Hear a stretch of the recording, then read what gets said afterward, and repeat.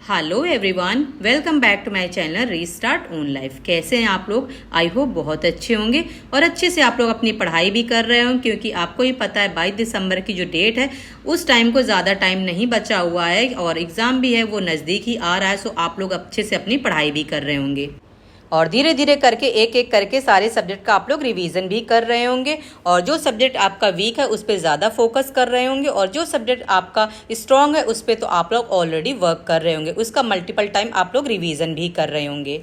और देखिए आरओ के सिलेबस की बात करें तो वो तो आप लोग को ऑलरेडी पता होगा, सारे सब्जेक्ट के बारे में आपको पता होगा, लेकिन उनमें से भी एक मोस्ट इम्पॉर्टेंट सब्जेक्ट है हिंदी। उस बारे में इस वीडियो में मैं पूरी तरह से बात करने वाली हूँ और बताने वाली हूँ कि किस तरह से हम लोग हिंदी को एक रामबाण की तरीके इस्तेमाल कर सकते हैं, क्योंकि हिंदी हमारा जो है वो ब्रह्मास्त्र के तरीके काम करेगा और इतना स्कोरिंग सब्जेक्ट है। सो इसलिए इस सब्जेक्ट को बहुत अच्छे से हमको पढ़ना है। और आप सभी को पता है कि आरओ के एग्जाम के लिए जीएस और हिंदी इन दो का पेपर होता है। जीएस होता है वो 140 क्वेश्चंस होते हैं और 140 मार्क्स के होते हैं। इसी तरह से हिंदी जो होता है वो हिंदी में 60 क्वेश्चंस होते हैं और 60 मार्क्स के होते हैं। सो देखिए इसमें 1/3 जो होती है नेगेटिव मार्किंग होती है। ये चीज़ तो आप सबको पहले से ही पता है। अब देखिए जीएस में तो बहुत सारे सब्जेक्ट इंक्लूड होते हैं, like history, geography, economics, polity, UP के रीजनिंग, साइंस, इन्वायरमेंट का पोर्शन और बाकी जो बचे हुए हैं आप खुद जानते होंगे।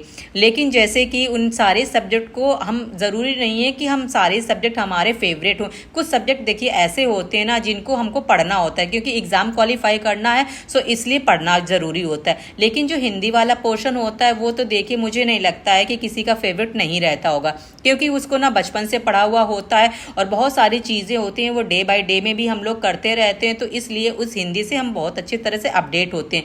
लेकिन बात कर लेते हैं, कुछ वर्ड्स ऐसे होते हैं, कुछ टॉपिक ऐसे होते हैं जिनको ना हमको बार बार रिवीजन करना होता है, क्योंकि हमको लगता है कि ये चीज़ सही है लेकिन एक्चुअल में वो चीज़ हम गलत ही प्रोनाउंस भी कर रहे होते हैं और साथ में गलत लिख भी रहे होते हैं।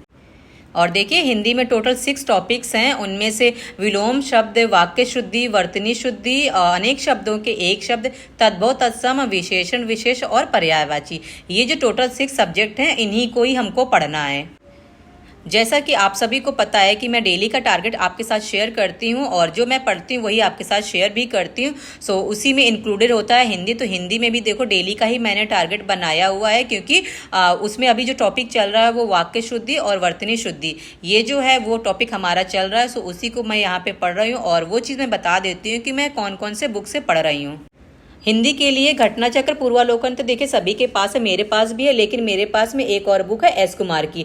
इनकी दोनों बुक्स आती है, प्री के लिए भी आती है और साथ में मेंस के लिए भी आती है, क्योंकि मेंस में जो होता है वो निबंध लेखन होता है, हमें लिखना होता है। सो इन्हीं की बुक मैंने एक परचेज कर ली थी और इस बारे में मैंने जो मेरे पिछले वीडियोज हैं उसमें मैंने आपको बताया हुआ था और ये वाली जो बुक है वो भी मैंने आपको दिखाई हुई थी। घटना चक्र में जो 6 टॉपिक दिए मैं वहाँ से भी कर रही हूँ और साथ में इस बुक से भी कर रही हूँ। और देखिए फ्रेंड्स, हिंदी हमको डेली पढ़ना है और बहुत अच्छे से पढ़ना है, टॉपिक वाइज बहुत अच्छे से कवर करते हुए चलना है। घटना चक्र से भी कर लेना है और उस टॉपिक से अगर एक्स्ट्रा क्वेश्चन भी आपके बनते हैं एग्जाम में तो वहाँ से भी आपको कवर करते हुए चलना है। देखिए हिंदी को आप ये बिल्कुल मत समझिएगा भूल कि ये नहीं हमको हिंदी आती है और हो जाएगी। माइनर सी मिस्टेक होती हैं वही जो होती है माइनस में चली जाती हैं और नेगेटिव मार्किंग है, ये तो आपको पता ही है। 4 क्वेश्चन गलत हो गए तो 4 तो वैसे ही आपके जितने अटैम्प्ट किए वहाँ से माइनस हो जाएगा, प्लस आपका जो 1 मार्क्स है वो जो पॉजिटिव मार्क्स है वहां से भी डिटेक्ट हो जाएगा। सो इसीलिए मैंने डेली टारगेट में हिंदी को ज़रूर शामिल किया हुआ है और आपके साथ टारगेट भी शेयर करती हूँ, इसीलिए ताकि उसको ना कम से कम 1 से 1.5 घंटे आप प्रैक्टिस करते रहिए। और देखिए हिंदी ऐसा सब्जेक्ट है जो हमारी मेरिट तक लेके जा सकता है, क्योंकि आपको ये पता है इसमें सिर्फ 6 टॉपिक्स हैं। अब देखिए 1-2 टॉपिक ऐसे हैं जो थोड़े से डिफिकल्ट हैं, जैसे कि तद्भव, तत्सम ले लीजिए, पर्यायवाची ले लीजिए और थोड़ा सा आप कह सकते हैं कि जो वर्तनी शुद्धि वाला टॉपिक होता है वो भी थोड़ा सा डिफिकल्ट पड़ जाता है, क्योंकि जो इसमें अशुद्धियाँ होती है ना वो बिल्कुल इतनी कम होती हैं कि हमको समझ में नहीं आता है कि ये भी होंगे कि वो भी। 4 ऑप्शन हमारे सामने होते हैं तो हम थोड़ा सा आइडेंटिफाई करने में मुश्किल होती है। सो इसीलिए मैंने आपको बताया हुआ कि इसमें छोटी छोटी गलतियां होती हैं, उसके चांसेस होते हैं। तो इसीलिए आप इन टॉपिक्स को बहुत अच्छे से कवर करते हुए चलिए, डेली प्रैक्टिस करिए, लिख लिख के प्रैक्टिस करिए। अब देखिए फ्रेंड्स, एक चीज़ मैं आपको दिखाना चाह रही हूँ। अभी मैं यहाँ पे जो लिख रही हूँ उसको थोड़ा सा नोटिस करिएगा। इसमें मैंने ग्रहीत लिखा हुआ है, ग्रहीता लिखा हुआ है।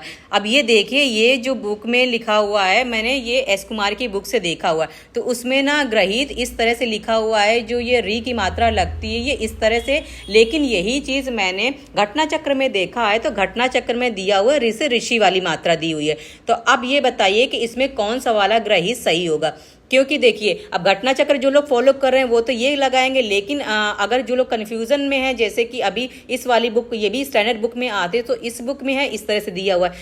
अब देखिए, एक और शब्द मैं आपको बताता हूँ, अनुग्रहित। अब अनुग्रहित जो है वो दोनों बुक में सेम दिया हुआ है, किसी में कोई डिफरेंस नहीं है। अब देखिए, जो मैंने ग्रहित वाला जो शब्द बोला हुआ है, ये जो है घटना चक्र में दूसरा दिया हुआ है और इसमें दूसरा दिया है। चलिए मैं एक बार को ना उस चीज़ को मैं दिखा देती हूँ। अब ये देखिए, यहाँ पे जो ग्रहीत शब्द दिया हुआ है ये एस कुमार की बुक में दिया हुआ है। ये देखिए, आप देख सकते हैं, ये इस तरह से ग्रहीत लिखा हुआ है। और इसी चीज़ को मैं ना उसमें दिखाऊंगी आपको, घटना चक्र में ये दूसरी तरह से दिया हुआ है।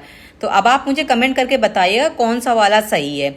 इस वाली बुक में जो दिया हुआ है ग्रहीत इस तरह से लिखा जाएगा, या घटना चक्र में दिया हुआ है उस तरह से लिखा हुआ मिलेगा आपको। अब देखिए, ये घटना चक्र में है। घटना चक्र में मैं आपको दिखा देती हूँ। देखिए, यहाँ पे लिखा हुआ है, ये देख सकते हैं, ये है शुद्ध। ये ग्रहीत इस तरह से लिखा हुआ है। अब देखिए, जो लोग घटना चक्र फॉलो कर रहे हैं वो क्या करेंगे और कौन सी वाली बुक का सही है ये मुझे भी नहीं मालूम है। अब देखिए, एक और शब्द इसी तरह से मैं आपको बताती हूँ, जैसे गांधी जी। अब गांधी जी देखिए, घटना चक्र में जो गांधी जी लिखा हुआ है वो चंद्र बिंदु वाला लिखा हुआ है, लेकिन इस बुक में है जो लिखा हुआ है वो सिर्फ और सिर्फ अंक बिंदु वाला लिखा हुआ है। अब देखिए, इसमें लिखा भी हुआ है कि कहीं कहीं लोग चंद्र बिंदु का प्रयोग कर लेते हैं, लेकिन जो शुद्ध माना जाता है वो सिर्फ अंक बिंदु वाला माना जाता है। लेकिन घटना चक्र में दिया हुआ चंद्र बिंदु वाला। अब देखिए, जो लोग वो पढ़ते हैं वो तो वही सही करेंगे ना। अब आप मुझे इस बारे में कमेंट करके जरूर बताना कि क्या चीज़ सही है, क्या चीज़ गलत है। अगर एग्जाम में आता भी है तो हम किस चीज़ को चैलेंज कर सकते हैं, क्या चीज़ हमारे लिए बेस बना के हम उसको चैलेंज कर सकते हैं। इसीलिए देखिए, जो लोग कहते हैं सिर्फ घटना चक्र पढ़ के क्या हो जाएगा क्या, तो मेरा अपना मानना है घटना चक्र तो हमारे प्रीवियस ईयर के जो कुछ क्वेश्चन पेपर हैं वो आए हुए होते हैं, वो उसमें इंक्लूडेड होता है। लेकिन साथ में आप लोग एक स्टैंडर्ड बुक अलग से फॉलो किया करिए, ताकि हमें कुछ भी देखना होता है ना, तो उस चीज़ को हम बेस बना के देख सकते हैं कि हमारा जो ऑथराइज्ड बुक होती है वो कौन सी हो सकती हैं। फ्रेंड्स, यही सारी बातें थी जो मुझे आपसे करनी थी। कल के टारगेट मैं आपके साथ एक बार शेयर कर देती हूँ। कल है 5 सितंबर और ये रहा कल का टारगेट जो हमें पढ़ने हैं। और इससे पहले आप लोगों ने ये चीज़ें कवर कर ली होंगी, और नहीं कवर की होंगी तो भी साथ साथ में कवर करते हुए चलिएगा। लेकिन ऐसे मत करिए कि हाँ, अगर नहीं कवर हो रही तो हमें नेक्स्ट टॉपिक की तरफ मूव करना है। भले ही आप 1 से 2 दिन बाद लेट शुरू करिए, लेकिन वो वाला जो टॉपिक है वो ख़त्म कर लीजिए। कल है 5 सितंबर और सबसे बड़ी बात है कल टीचर्स डे भी है। उसके लिए तो पहले से ही आप लोग के जो भी टीचर्स हैं उनको आप थैंक यू बोलिएगा कि जिन्होंने भी आपको पढ़ाया हुआ और यहाँ तक काबिल बनाया हुआ कि आप एग्ज़ाम में दे सकते हैं, और क्वालिफाई करिएगा एग्ज़ाम को और अच्छे से पढ़ाई करिएगा।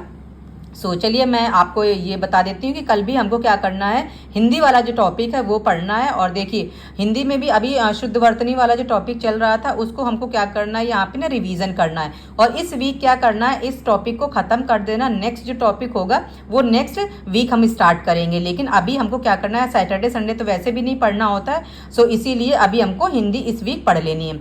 यूपी जीके में जो भी आपने यहाँ पे पढ़ा हुआ है उन सबका रिवीजन करना है, क्योंकि ये जो टॉपिक्स है ना ये काफ़ी लेंदी होते हैं और इनमें लर्निंग वाला बहुत सारा होता है। इसीलिए इनका रिवीजन आप कर लीजिएगा।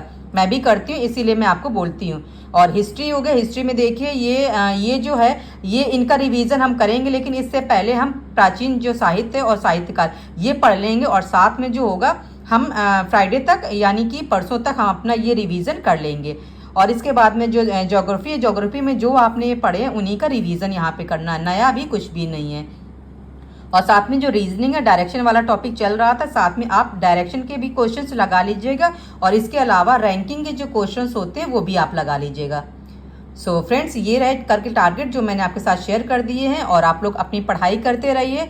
और वीडियो पसंद आया करे तो लाइक सब्सक्राइब कर दिया करिए। और मिलते हैं हम लोग नेक्स्ट व्लॉग में, जो स्टडी व्लॉग होगा, और साथ में डेली लाइफ जो स्टाइल होती है मेरी वो मैं आपके साथ शेयर करती रहती हूँ। चलिए फ्रेंड्स, हम मिलते हैं नेक्स्ट व्लॉग में। Bye and take care.